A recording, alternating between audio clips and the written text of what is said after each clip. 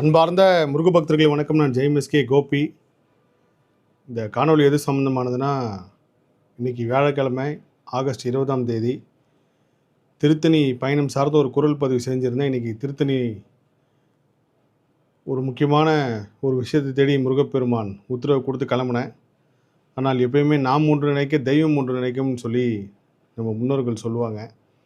அதுதான் இந்த விஷயத்தும் நடந்தது. முதல்ல இந்த விஷயம் எப்படி உருவாச்சுன்னு சொல்லி நான் சொல்லி ஆகணும்.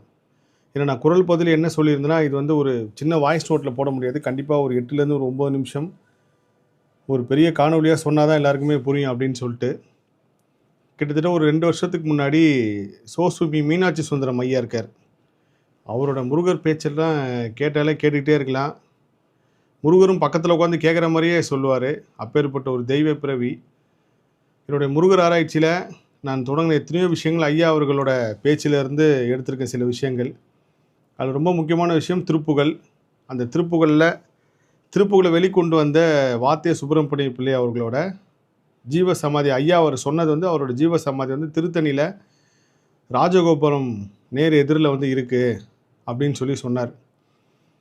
என்னுடைய முருகர் ஆராய்ச்சியில் நான் திருப்புகழ் ஒரு சாதாரண ஒரு சின்ன ஒரு 51 பாடல் தேர்வு செய்து அந்த 51 பாடலையும் குமுதம் பக்தியில் சொல்லி கொண்டு வர்றதுக்கே வந்து படாத பாடுபடுறேன்னு தான் சொல்லுவேன். ஏன்னா இது வரைக்கும் திட்டமிட்டபடி எந்த ஷூட்டும் நடக்கலை. நான் ஒரு விஷயம் எழுதி எல்லாம் ப்ரிப்பேர் ஆகுனா நடக்கிறது ஒன்றா இருக்கும். முதல்ல ஒரு 4 எபிசோடு மட்டும்தான் சொன்ன தேதியில் சொன்னதில் வச்சு, அதுக்கப்புறம் எல்லாமே ஒரு நாள் தான் வந்துச்சு. இப்போது இந்த கடைசி நிகழ்வு கூட ஒரு 2 நாள் தள்ளி தான் வீடியோ காணொலி வந்துச்சு. நான் முதல்ல சொன்னது என்னென்னா, சார் நான் புக்கில் எழுதுறது மட்டும் செய்கிறேன், நான் வந்து இதை பற்றி வீடியோலாம் பேசலை. அது மட்டும் இல்லாமல் நான் ஆல்ரெடி எந்த சேனல்லையுமே பேசக்கூடாது, ஒரு 2-3 சேனல் மட்டும் தான் வச்சுருக்கேன், டோட்டலாக குறைச்சிக்கிட்டே வரேன் சார் அப்படின்னா. இல்லை, அங்கே ஜெயாபிரியன் சார் இருக்கார், அவர் தான் சொன்னார், இல்லை நீங்கள் கண்டிப்பாக பேசணும், இது எங்களோட விருப்பம் அப்படின்னாரு. அப்புறம் முருகர் உத்தரவு கேட்டு பேச ஆரம்பித்தேன். அப்போது இந்த திருப்புகழ் சார்ந்து இவ்வளோ பெரிய அற்புதத்தை வந்து அன்னையனார் பெருமான் கொடுத்துருக்காரு. அதை வெளிக்கொண்டு வந்தார் வாத்திய சுப்பிரமணிய பிள்ளை. அவரோட ஜீவ சமாதி வந்து அங்கே இருக்குது அப்படின்னு சொல்லிட்டு ஒரு சிறு நினைவாக மட்டும் அது கடந்து போயிட்டேன். ஆனால் கரெக்டாக ஒரு மாதத்துக்கு முன்னாடி எனக்கு உத்தரவு வருது. அந்த வாத்திய சுப்பிரமணிய பிள்ளை இருக்கிற இடத்த முருகர் அடியார்கிட்ட காட்டணும். என்றைக்கும் முருகர் மனசில் இவர் ஒரு பெயரோடும் புகழோடும் இருக்கணும், இவரை திரும்ப இந்த தலைமுறைக்கு வந்து கொண்டு வந்து செய்யணும் அப்படின்னு சொல்லி இவர் ஜீவசமாதியை தேடணும்னு சொல்லி தேடுறப்போ தான் நிறைய அதிசயங்கள் வந்து நான் சொல்லியிருந்தேன். பெங்களூரில் நான் யாரை தேடணும்னு அவரோட வாரிசே வந்து என்கிட்ட லெட்ரு கொண்டு வந்து கொடுக்குறதுக்கு கேரளாவிலேருந்து ஒருத்தர் அனுப்புனார். அது எல்லாமே நிறைய பேர் காணொலியில் பார்த்துருப்பீங்க. அப்போது என்னோடய திருத்தணியில் மதன் ஒரு நண்பர் இருக்கார். கிட்டத்தட்ட ஒரு 7-8 வருஷம் பழக்கம். திருத்தணி பூர்வீகமாக கொண்டார். அவர்கிட்ட இந்த விஷயத்த சொல்கிறேன். அவரும் ஒரு 2-3 மாதமாக தேடுறேன்னு சொல்லிட்டே இருக்கார். இது எல்லாம் ஒரு பக்கம் போயிட்டுருக்கு. என்னோடய முருகர் ஆராய்ச்சி ஒரு பக்கம் போயிட்டுருக்கு. மீனாட்சி சுந்தரம் ஐயா தொடர்பு கொண்டு கேட்டாலும் அவர் அங்கே இருக்கிறது தான் கேள்விப்பட்டிருக்கார் தவிர அவர் நேராக போய் பார்த்ததில்ல. இதுக்கு நடுவில் வந்து அரையனார் தேடிய பயணமில் வந்து திருவண்ணாமலை அரையனார் கோவிலில் இந்த மாதிரி மணிமண்டபம் கட்டினான்னு அந்த குழுவும் வந்து இவரை தேடி வந்திருக்காங்க. அதை பற்றி தேடுறப்போ இவங்ககிட்ட கேட்டாலும் இவங்களும் ரொம்ப நாள் தேடி வந்துட்டாங்க, யாருக்குமே தென்படவே இல்லை. அப்படியே பயணம் போய்ட்டு இருக்கும்போது கரெக்டாக பெங்களூரில் அவங்க அவரோட பேரன், அவரே கிட்டத்தட்ட ஒரு 80 வயசு இருக்கும். இந்த சம்பவம் 117 வருஷமாவது. இன்றைக்கி அவங்க பொண்ணு சொல்லி தான் தெரியும், அக்யூட்டான வருஷம்.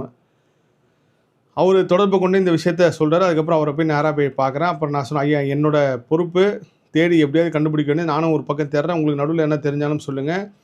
அவர் சின்ன வயசில் ஒரே தடவை போய் பார்த்துருக்காரு. அவர் சொன்னது என்னென்னா, தெப்பக்குளம் பக்கத்தில் ஒரு கல்லறையமாக இருக்கும், ஒரு சந்துக்குள்ளே போகும்போது நந்தியும் சிவலிங்கமும் இருக்கும் அப்படின்னு சொல்லி சொல்கிறாரு. அதே ஒரு முக்கியமான ஒரு உதாரணமாக வச்சுட்டு நாங்கள் தேடுறோம். இப்படியே போயிட்டே இருக்கும்போது கரெக்டாக ஒரு 10 நாளைக்கு முன்னாடி மதன் எனக்கு ஃபோன் பண்ணி, அண்ணா இந்த மாதிரி அந்த இடத்த கண்டுபிடிச்சாச்சு, அது இதுதானான்னு தெரில, ஆனால் நீங்கள் சொன்ன எல்லா அடையாளங்களோடும் இந்த இடம் வந்து ஒத்துப்போகுது, நீங்கள் வந்து பாருங்கன்றாரு. அப்பயும் நான் வந்து இதுதான் கன்ஃபார்ம் பண்ணாமல் இவங்க குடும்பத்தார்கிட்ட தெரிவிக்கிறேன். தெரிவிச்சதுக்கப்புறம் அவங்க போகலான்னு சொல்கிறாங்க. அப்படியே தள்ளி போயிட்டப்போ கரெக்டாக மலேசியா முருகர் அழைக்க நிகழ்ச்சி இந்த மாதிரி இந்த தேதியில் நடக்குது அப்படின்னு சொல்லி தீர்மானம் ஆனதுக்கப்புறம், ஆகஸ்ட் 25 நடக்கும் தீர்மானம் ஆனதுக்கப்புறம் இவர் என்னை திருத்தணி கூப்பிட்றாரு. அப்போ ஐயாக்கிட்டையும் நான் சொல்லியிருந்தேன், ஐயா இந்த மாதிரி இடம் வந்து கண்டுபிடிச்சிருக்காங்க, நம்ம போய் பார்க்கலாம் அப்படின்னு சொல்லிட்டு. நடுவில் அவங்க பொண்ணுக்கிட்டையும் பேசியிருந்தேன். கொள்ளு பேத்தி அவங்க அவரோட கிட்டத்தட்ட ஒரு 3 தலைமுறை தாண்டி தான் இப்போ அந்த ஜென்ரேஷன் இருக்காங்க. இது எல்லாம் ஒரு பக்கம் போயிட்டே இருக்கும்போது மலேசியா போயிட்டு வந்ததுக்கப்புறம் இந்த இடத்த போய் பார்த்துடலாம் அப்படின்னு சொல்லி நான் சொல்கிறேன் ஐயா கிட்ட. அவரும் சரிங்க அப்படின்றாரு. இதில் எதிர்பாராத விதமாக என்னோடய திருவாரூர் பயணம் வந்து ரத்தான உடனே நான் இந்த ஒரு நாள் வந்து சரி நம்ம மலேசியா முருகர் நிகழ்ச்சிக்காக அந்த வேலையை செய்யலான்றப்போ கரெக்டாக எனக்கு புதன்கிழமை தியானத்தில் ஒரு உத்தரவு வருது, நாளைக்கு வியாழக்கிழமை போய் பார்த்துடலாம் அப்படின்னு சொல்லிட்டு உத்தரவு வருது. நான் உடனே ஐயாவுக்கு தொடர்பு கொண்டு, ஐயா இந்த மாதிரி இதுதான் பெரிய அதிசயம். நான் இந்த மொத்த சம்பவத்துக்கு பின்னாடி ஏன் இதெல்லாம் நடந்ததுன்றதை நான் சொல்லி முடிக்கிறப்போ நீங்களே புரிஞ்சுப்பீங்க. அப்போ இவர் சுப்பிரமணிய பிள்ளை ஐயாவோட பேரன் அவரை தொடர்பு கொண்டு, ஐயா இந்த மாதிரி நாளைக்கு போகலாமா வியாழக்கிழமை அப்படின்னு சொல்லி கேட்குறேன். ஒரு ஐயாவும் ஒரு விஷயம் சொன்னார். அதான் எனக்கு பெரிய ஆச்சரியமாக இருந்துச்சு. நாங்களே இப்போ திருத்தணி தான் கிளம்பிட்டுருக்கோம். திருத்தணியில் இன்றைக்கி புதன்கிழமை சாயங்காலம் வந்து அபிஷேகம் வச்சுருக்கோம். ஸோ நாளைக்கு வரைக்கும் அங்கே தான் இருப்போம். நீங்கள் காலையில் ஜிஆர்டி ஹோட்டலுக்கு வந்துருங்க, அங்கேருந்து நம்ம எல்லாம் ஒன்றா போயிடலான்றாரு. எனக்கு நம்ம இப்படி ஒரு சம்பவம் நடக்க போது இதெல்லாம் முன்கூட்டியே முருகப்பெருமான் திட்டமிட்டு சில விஷயங்கள் செஞ்சுருக்காருன்னு நான் உணர்றேன். இவங்க ஏன் கரெக்டாக புதன்கிழமை அபிஷேகம் புக் பண்ணணும், நான் ஏன் திருவாரூர் பயணத்தை தள்ளி வைக்கணும், இதெல்லாம் ஒரு பக்கம் இருக்கும்போது சரி எப்பயுமே முருகர் அற்புதம் அதிசயத்தை அதீதமாக உணர்ந்தனால அதுக்கு என்னால் வெளிக்காட்ட ரியாக்ஷனே பண்ண முடியல. சரி நியூட்ரலான மனநிலையோட ஐயாட்ட சொன்னேன், ஐயா இந்த மாதிரி நான் திருவாரூர் போயிருக்கேன். அவரே கேட்டார், மலேசியாவுக்கு அப்புறம் தானே சார் நீங்கள் போகலான்னு சொன்னீங்க, என்ன இப்போயே வரீங்கன்னா, இல்லைங்க அது நிகழ்ச்சி ரத்தாயிடுச்சு நான் போகல. ஸோ முருகர் வந்து இதை பார்க்கணுன்னு நினச்சிருக்காரு போல இருக்கு, நான் வந்துடுறேன் அப்படின்றேன். அதுக்கேற்ற மாதிரியே கிளம்பி திருத்தணிக்கு நான் போகிறேன். அதிகாலை பயணமாக முருகர் அடியார்கள் நிறைய பேர் வந்திருந்தாங்க. கிட்டத்தட்ட ஒரு 3 இடம் தேடினோம். முதல் இடம் வந்து மலைக்கு பக்கத்துலேயே மேலேயே போய் அங்கேருந்து ஒரு இடம் கூப்பிட்டு போனாங்க. அதுதான் நீ குரல் பதில் சொல்லியிருப்பேன். இது வரைக்கும் மயில் கத்துற சவுண்ட் நான் திருத்தணியில் பார்த்ததில்ல. எங்கேருந்தும் மயில் கத்துற சவுண்ட் கேட்டுச்சு. அவங்க பேத்தி எல்லாமே ரொம்ப எக்ஸைட் ஆகிட்டாங்க. ஒரு இடம் போய் பார்க்குறோம். ஆனால் அங்கே வந்து இதுவாக இருக்குமான்னு ஒரு குழப்பம். அதுக்கப்புறம் அங்கேருந்து திரும்ப தெப்பக்குள்ள தாண்ட வரோம். அவங்க ஒரு இடம் தேடி போகிறாங்க. இப்படி போயிட்டே இருக்கும்போது எங்கள் மதன் கூட ஒருத்தர் வந்திருக்கார். அவரும் கிட்டத்தட்ட அந்த இடம் காட்டுற பணியில் தான் இருக்கார். இதுதான் இதுக்கப்புறம் தான் பெரிய அதிசயமே. ஸோ இந்த ஒரு விஷயத்துக்காக தான் இவரோட ஜீவசமாதியை தேடி போனோம். இந்த மாதிரிலாம் முருகப்பெருமான் ஒரு திருவிளையாடல் உருவாக்கியிருக்க நான் உணர்ந்தேன். அது மட்டும் இல்லாமல் இவரோட ஜீவசமாதி வந்து கிடையாது. ஆக்சுவலாக வந்து இன்றைக்கி தான் அவங்க சசிவல்லின்னு சொல்லி அவரோட பேத்தி அவங்க சொன்னதுக்கப்புறம் தெரிஞ்சுக்கிட்டேன். அவங்க வந்து சென்னையில் அவரை தகனம் செய்து அந்த தகனத்தில் இருந்த ஒரு எலும்பும் அவரோட அஸ்தியும் கொண்டு தான் அவங்க வச்சுருக்காங்க. அவரோட ஜீவசமாதி அங்கே கிடையாது. இது இன்றைக்கி அவங்க ஊர்ஜிதப்படுத்தினாங்க. அப்போ இதெல்லாம் நோட் பண்ணி வச்சுக்கிட்டு நான் பாட்டு காரில் வெயிட் பண்ணுறேன். இவங்க ஒரு இடத்த தேடி போனாங்க. நான் வந்து என்னை ஏதோ ஒரு சக்தி வந்து இங்கேருந்து இந்த 3வது இடத்துக்கு நீ போ ஃபஸ்ட்டு அப்படின்னு சொல்லி ஒரு சக்தி உந்துதல் தள்ளுது. நான் உடனே மதனை கூப்பிட்டு, நான் முன்னாடி அங்கே போகிறேங்க மதன், இவரை கூட வர சொல்லுங்கள், நீங்கள் பின்னாடி இருந்து அவங்கள கூப்பிட்டு வாங்கன்னு சொல்லி அந்த இடத்துக்கு போகிறோம். கிட்டத்தட்ட திருத்தணியிலேருந்து ஒரு 2 கிலோமீட்டர் அந்த சர்க்கிளுக்குள்ளே தான் போகிறாரு. ஒரு சந்து பொந்தாய் ஒரு நதி ஆற்றங்கரையில் உள்ளே போகிறாரு. போய் உள்ளே போனோன்னே, என்னங்க இவ்வளோ பழமை வாய்ந்த கோயிலாக இருக்கே, இது என்னங்க கோயிலுன்னு அவர் சொன்னார். சார் பெருமாளும் முருகரும் ஒன்றா இருக்கிற கோவில் சார் அப்படின்றாரு. என்னோடய முருகர் ஆராய்ச்சியில் நான் நிறைய நேர்காணலில் சொல்ல என்னென்னா, எங்கெல்லாம் முருக சக்தி இருக்கோ அந்த முருக சக்தி வெளிக்கொண்டு வந்தவர் ஒரு பெருமாள் பேருள்ள தான் இருப்பாருன்னு சொல்லி அதுக்கு பல உதாரணங்கள் சொல்லியிருக்கேன். அப்போது இதெல்லாம் கனெக்ட் ஆகுது. ஒரு டக்குன்னு எனக்கு உடனே நம்ம எப்படி இந்த 1000ல் ஒருவன் படத்தில் சோழர்களை தேடி போகிறோம்னா அந்த மாதிரி எல்லா விஷயம் எனக்கு அப்படியே ஒன்று ஒன்றா லிங்க் ஆகுது. கேரளாவில் இதே மாதிரி பெருமாளும் முருகரும் இருக்கிற கோவில் இருக்குது. அப்போ இங்கே எதுக்கு வந்தேன் இப்படின்னு சொல்லி பார்க்கும்போது அந்த முருகர் பேர் வந்து ஆறுமுக சுவாமி கோவில் அப்படின்னு சொல்லி சொல்கிறாரு. கரெக்டாக என்னோடய முருகர் ஆராய்ச்சியில் அறுபடை முருகப்பெருமான் கோவில்கள் வந்து நம்ம இப்போ பார்த்துருப்போம். சமீப காலமாக வந்து அறுபடை முருகர் கோவில் பற்றி என்னோடய ஆராய்ச்சியில் நிறைய விஷயங்கள் வந்து முருகப்பெருமான் காட்டினார். அறுபடையில் வந்து இப்போ நீங்கள் பழனி எடுத்துட்டிங்கன்னா அந்த பழனிக்கு முன்னோடியாக இருந்த கோவில் வந்து திருவாவணன்குடி. அதுதான் முதல் படையாக இருந்து அங்கே நிறைய பேர் வழிபட்டுருக்காங்க. அதுக்கப்புறம் சுவாமி மலை எடுத்துட்டிங்கன்னா அங்கே திருவேரகம் சொல்லியிருக்கு. அதுதான் ஆதி திருப்புறம் ஆதி சுவாமி மலையாக இருந்திருக்கு. அதே போல் நான் வேலூர் காங்கேயநல்லூர் கோயிலுக்கு போயிருக்கிறப்போ அங்கே உள்ள ஒரு சிலை இருக்குது. இந்த முருகப்பெருமான் மாதிரி சின்னதாக ஒரு குட்டி பிரதிஷ்டை ஒரு சிலை பண்ணியிருந்தாங்க. அப்போ இந்த சிலை என்னன்றப்போ, இல்லை சார் இவர் தான் முதல்ல இருந்தது, அதுக்கப்புறம் தான் இப்போ இருக்கிற சிலை வந்து வச்சாங்க. கிட்டத்தட்ட அது ஒரு 1000 1500 வருஷம் இருக்குங்க சார். இந்த சிலையும் திருத்தணி இருக்கிற முருகர் சிலையும் ஒரே சிற்பி ஒரே பாறையிலேருந்து செஞ்சதுன்னு சொன்னாங்க. எனக்கு அது மட்டும் மைண்டில் ரிஜிஸ்டர் ஆகிடுச்சு.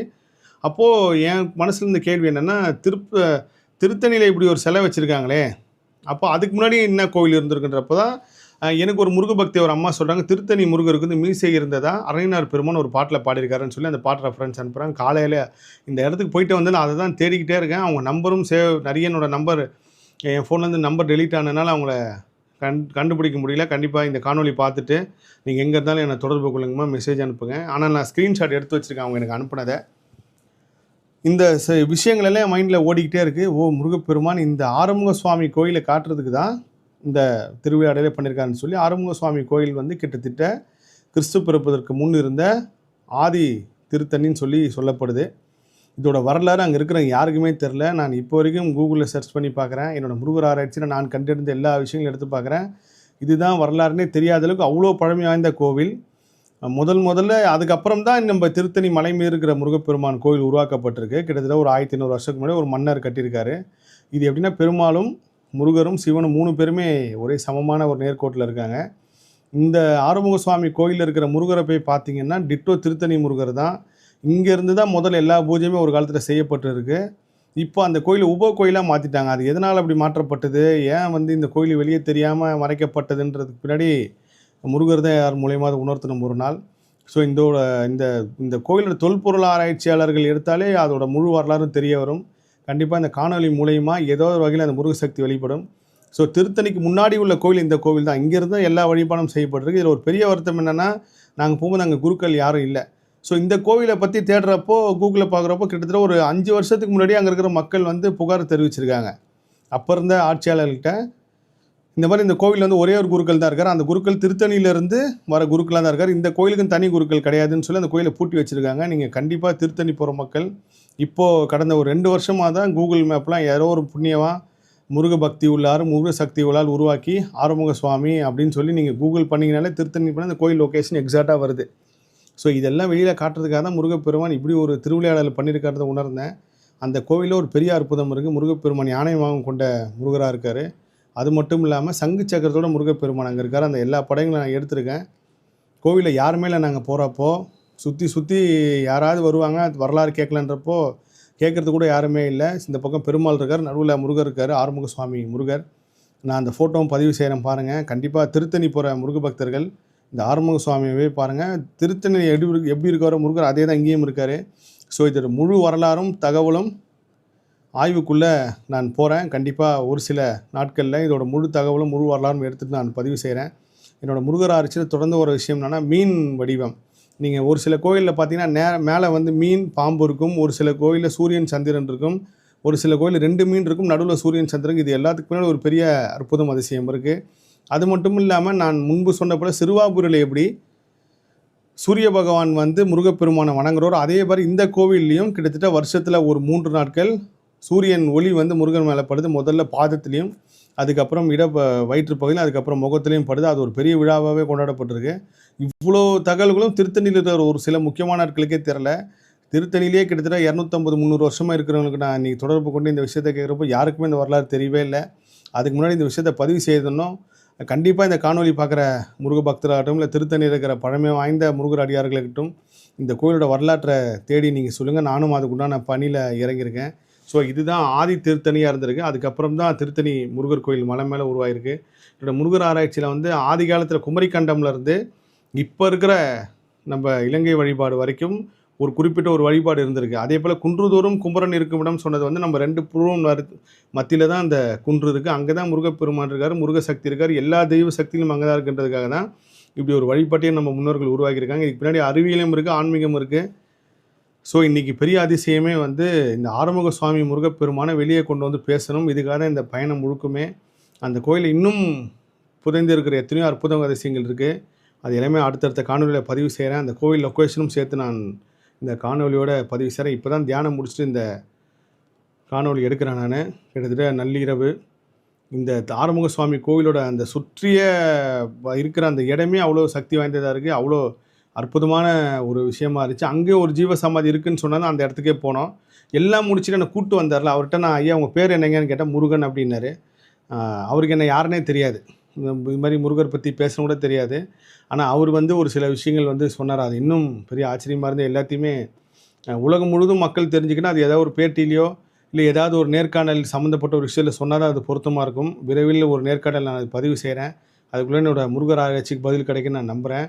எல்லா புகழும் முருகனுக்கே. நன்றி.